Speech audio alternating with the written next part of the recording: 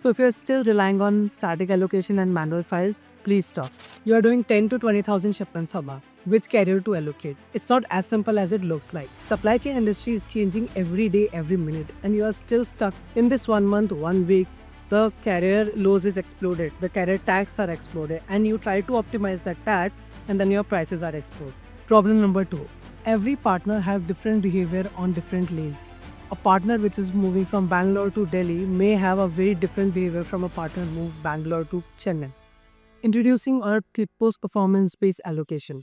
This is an AI-based allocation engine which actually evaluates carrier on each route with their pricings, their RTOs, their increasing NDRs or decreasing NDR trends.